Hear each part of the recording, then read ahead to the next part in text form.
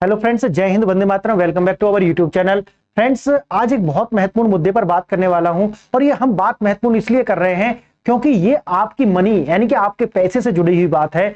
और अगर आपने ये वीडियो नहीं देखी तो आप बहुत बड़ी गलती कर सकते हैं, इसलिए इस पूरी वीडियो को देखिए। और मैं आपको बहुत सारी मैंने वीडियो इस पर बनाई हुई है ऑलरेडी कि अब डोनाल्ड ट्रंप ने एक बहुत बड़ा खेल खेल दिया है।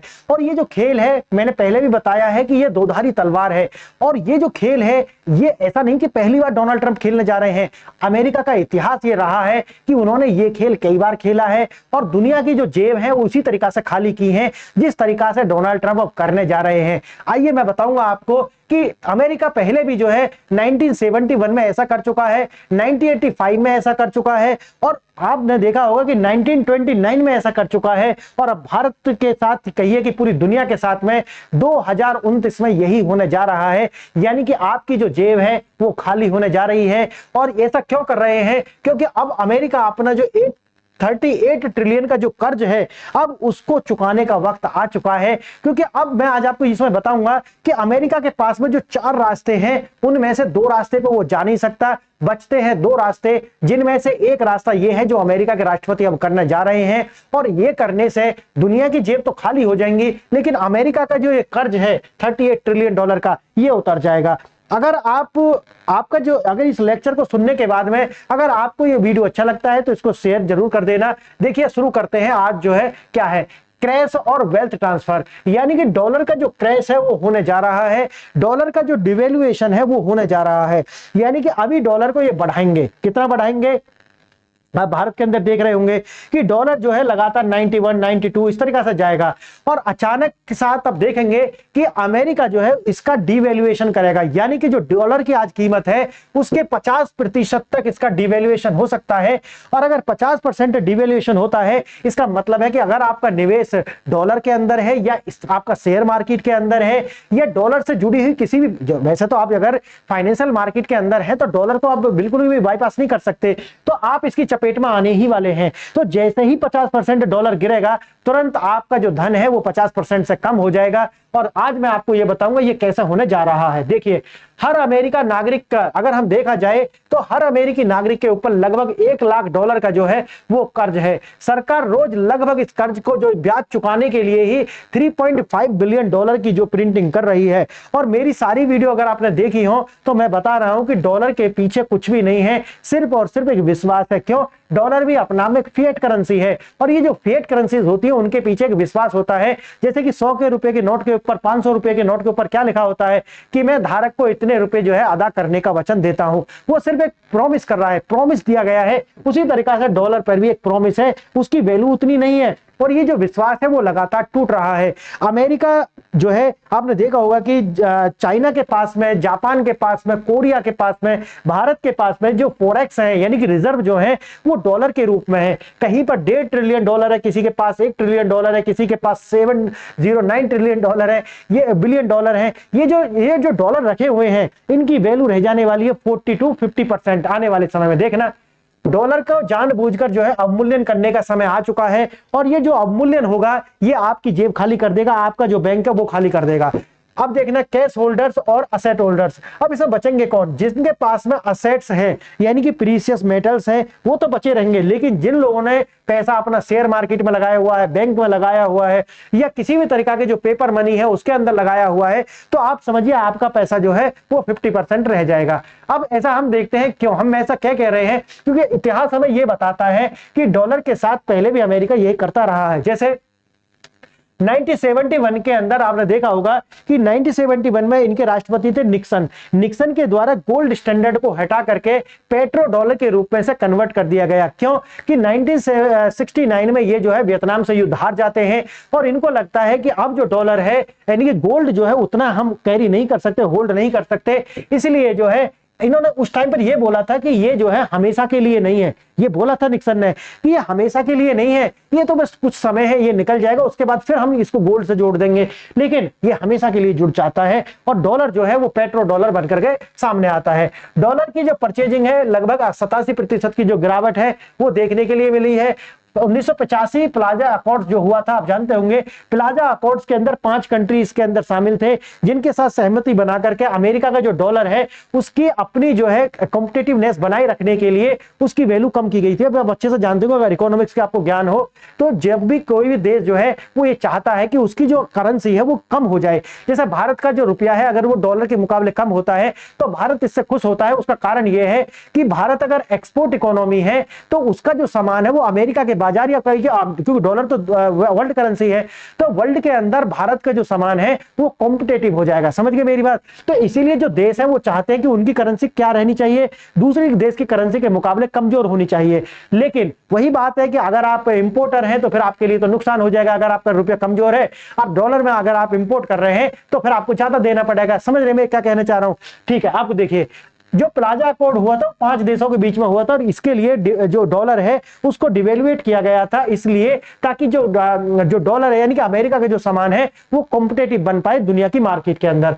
आगे देखना, वर्तमान स्थिति क्या है कि ट्रंप जो है वो यही कर रहे हैं। अगर आप मेरी बातों को डोनाल्ड ट्रंप के जो दावोस के अंदर यानी वर्ल्ड इकोनॉमिक फोरम के अंदर जो उनका स्पीच अगर उसके साथ में टच करके या जोड़ करके देखेंगे तो आपको समझ आएगा। अब अमेरिका में जो डोनाल्ड ट्रंप क्या कह रहे हैं, डोनाल्ड ट्रंप ये कह रहे हैं कि अब अमेरिका जो है वो मैन्युफैक्चरिंग इकोनॉमी बनने वाला है, यानी कि हम अपने देश के अंदर मैन्युफैक्चरिंग यूनिट्स लगाएंगे ताकि हमारे लोगों को रोजगार मिले। अब भाई भारत में जो प्रधानमंत्री मोदी उन्होंने क्या किया है, 2014 में इस बात को जान लिया था कि जो देश है वो मैन्युफैक्चरिंग से चलेगा, इसीलिए मेक इन इंडिया जैसी हो या पीएलआई जो स्कीम है जो मेक इन इंडिया को सपोर्ट करती है उनको लाया गया। अमेरिका के जो डोनाल्ड ट्रंप है वो समझ चुके हैं, इसीलिए आप देखेंगे कि अमेरिका जो है वो एक्सपोर्ट नहीं करता ज्यादा, वो इंपोर्ट करता है, यानी कि अपना एक कंजप्शन बेस इकोनॉमी है अमेरिका की।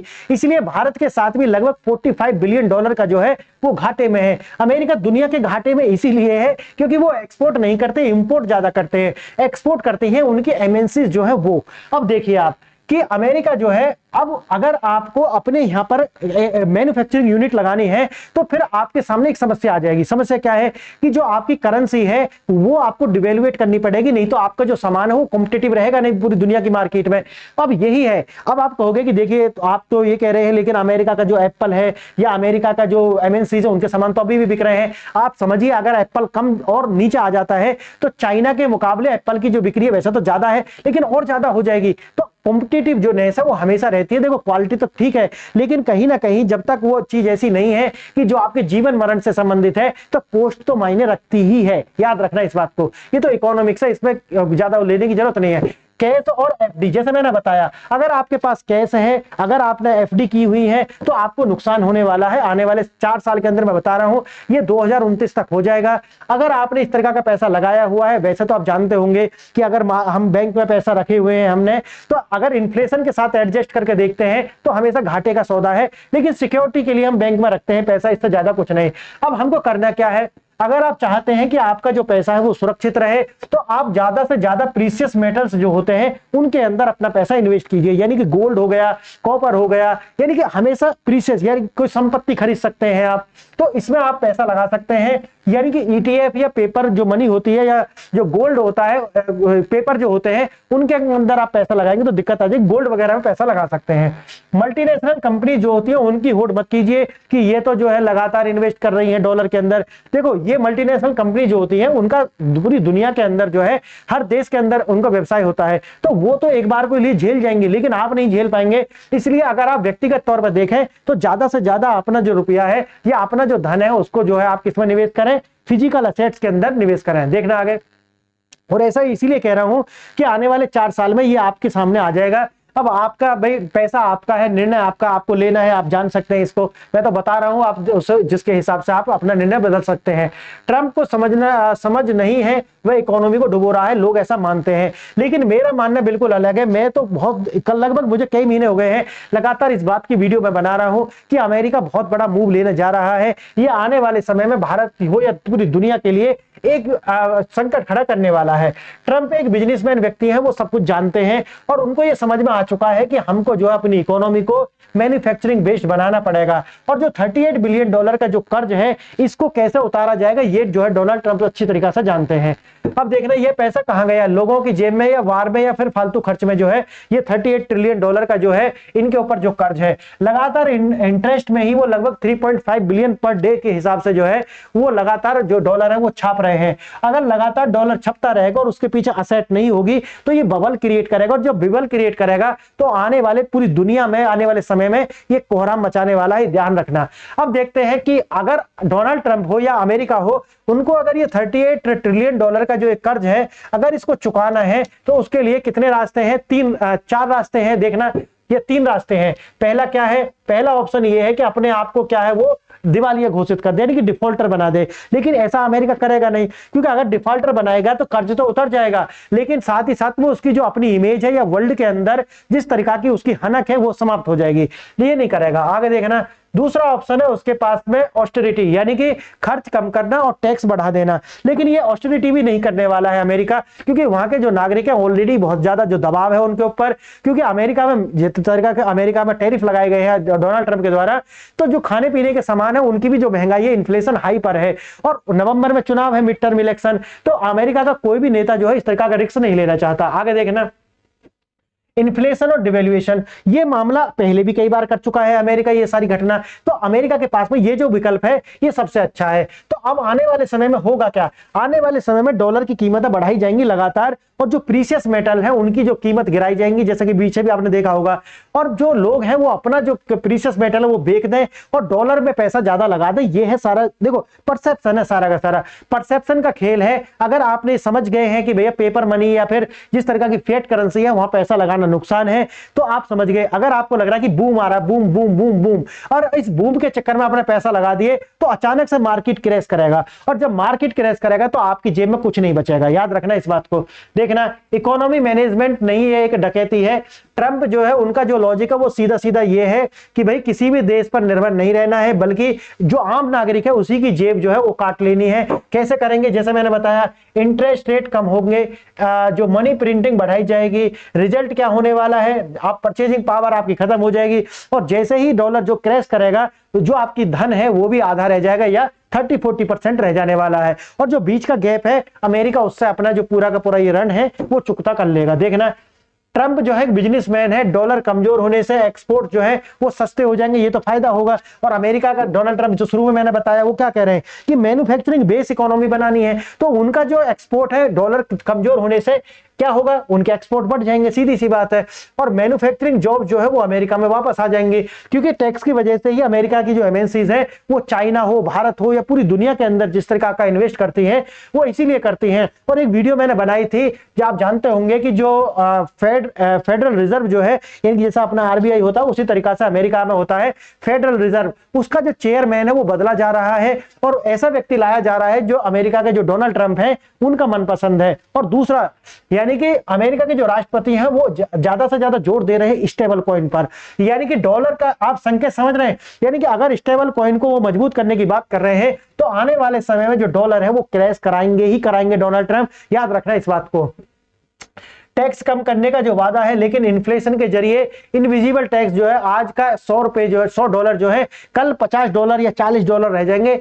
इतिहास गवाह है कि 1971 के अंदर निक्सन के द्वारा जो शॉक दिया गया था कि उस टाइम पर भी लगभग कितना उसका डिवेल्युएट किया गया था 87% के हिसाब से, यानी कि आप अगर आप देखते हैं तो आज का जो गोल्ड है कल आप समझ सकते हैं कि अगर देखो डॉलर क्रैश करेगा तो उस टाइम पर आप देखेंगे कि ये जो मुद्रा है या तो ये क्रैश करेंगे उसके साथ में परसेप्शन है या जंप भी जा सकती है। सामान्य नियम क्या है कि जो बहुमूल्य मुद्रा है ये जो प्रीशियस मेटल है ये डॉलर के साथ में कनेक्ट है, लेकिन समस्या ये है कि एक साथ अगर परसेप्शन ये बनता है कि अगर डॉलर गिरा तो हो सकता है लोग सोचेंगे कि भाई इन्वेस्ट करना है किसमें, गोल्ड के अंदर, तो ये हाई जा सकता है या लोगों का फेथ रहे ही ना किसी पर भी तो दोनों ही जो है वो क्या करेंगे, क्रैश कर जाएंगे। याद रखना इस बात को। लेकिन डॉलर जब क्रैश करेगा तो उसकी वैल्यू कभी नहीं उठेगी, याद रखना। लेकिन अगर आपके पास में ये गोल्ड है या जो प्रीशियस मेटल है ये एक समय के बाद में रिकवर कर जाएंगे और आप जो है अपना धन नहीं खोएंगे, ये आपके लिए निश्चित हो जाएगा। आगे देखना अमेरिका ने 1985 के अंदर प्लाजा अकॉर्ड, यानी कि एक प्लाजा होटल था, उसके अंदर ये अकॉर्ड हुई थी।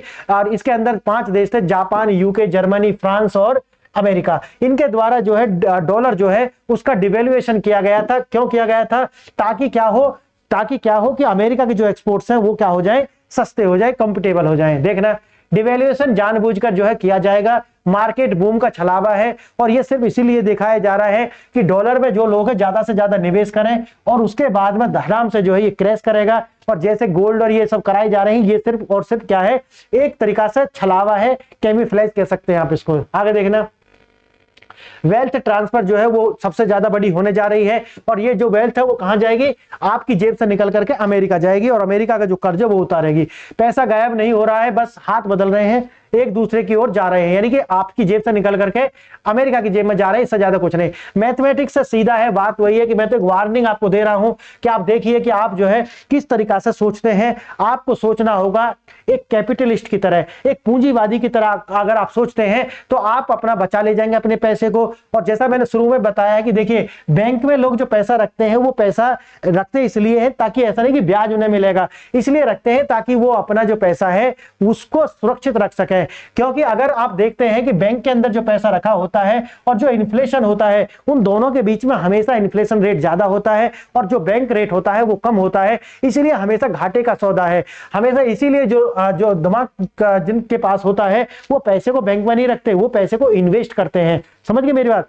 तो ये है, इसीलिए आपको भी जो है एक कैपिटलिस्ट की तरह सोचना पड़ेगा। अगर आप ज्यादा रिटर्न के चक्कर में रहेंगे तो हाई रिटर्न हाई रिस्क वाला जो मामला है वो बन जाएगा। और पेपर मनी जो है उसमें बिल्कुल भी विश्वास ना करें। जो भी बूम आज आप देख रहे हैं वो आने वाले समय में अच्छे संकेत नहीं दिखा रहे हैं, बल्कि आप अपना जो पैसा है वो पेपर मनी से निकाल करके इसको जो है आप फिजिकल एसेट्स में जो है इन्वेस्ट कर लीजिए। अगर आप ऐसा नहीं करते हैं तो आने वाले समय में दिक्कत खड़ी हो जाएगी। डाइवर्सिफाई करें, करेंसी प्रोटेक्शन जो है वही है कि डॉलर आगे गिरा तो आप जो है सब बचा सकती है जो, लेकिन वही है कि कौन बचा पाएगा, जो एमएनसी है वो तो बचा लेंगे लेकिन आप नहीं बचा पाएंगे। इसीलिए आपको जो है बिल्कुल भी रिस्क नहीं लेना है। अब आता है कि जो ये वोलेटिलिटी जो है इसके अंदर एक जाल है, और ये जो फ्राइडे अटैक जो अब पीछे जो हुआ मैंने आपको उसके लिए बता रहा हूं, जो गोल्ड और जो सिल्वर है उसके प्राइस धड़ाम से गिरे और डॉलर में जो है रॉकेट लग गए, डॉलर जो है वो तेजी से बढ़ना शुरू हो गया। आप समझिए कि ये जो है सिर्फ क्या है, आपका परसेप्शन चेंज करने के लिए है, और परसेप्शन ही सब कुछ है, याद रखना इस बात को। आगे देखना, क्या बिल्कुल ना करें, ये ना करें। एक तो फिक्स्ड डिपॉजिट जो है वो ना करें, अगर आपने इस तरीका से करा हुआ तो डूबना तय है। आगे आता है डे ट्रेडिंग, जो आप लोग करते हैं वो ना करें। और देखना, लॉन्ग टर्म बॉन्ड्स जो है 20 से 30 साल वाले, उनमें भी निवेश ना करें क्योंकि ये भी डूबेंगे साथ में। आगे देखना, और पैनिक सेलिंग ना करें। अचानक से अगर गोल्ड और सिल्वर के लिए कह रहा हूं कि अगर अचानक से दाम गिरते हैं, जैसे अभी आपने देखा होगा 1 से 2 तारीख के अंदर, 2 फरवरी के आसपास, तो अचानक से दाम गिरते हैं तो उस टाइम पर इसको जल्दी से सेल आउट ना करें, थोड़ा पेशेंस रखें, और पेशेंस जो है रखेंगे तो आप जीत जाएंगे। अब है इमरजेंसी फंड रखें, हर महीने असेट्स जो है गोल्ड सिल्वर और इनके अंदर जो है पैसा इन्वेस्ट करें। कंज्यूमर नहीं, असेट ओनर बने। और यही है कि आपका जो पैसा है वो आपका है, आप देखिए कि जो पैसा है वो किधर से किधर जा रहा है, उसके हिसाब से आप निर्णय ले सकते हैं। मेरा तो सुझाव यही है कि आप जो है जो फिएट करेंसी है ये उनमें निवेश से पहले आप ज्यादा से ज्यादा असेट्स में निवेश करें। आज के लिए इतना ही फ्रेंड्स। अगर आपको ये वैल्यूएबल लगा है, ये लेक्चर आपको कुछ जानकारी मिली है या आप इसमें विश्वास रखते हैं, तो बिल्कुल आप इसको शेयर करें, कमेंट करें, और अगर कोई कमी है, अगर आप कोई सुझाव देखना चाहते हैं तो वो भी आप कमेंट में जरूर लिखें। आज आपने लेक्चर सुना, इसके लिए बहुत बहुत धन्यवाद। जय हिंद।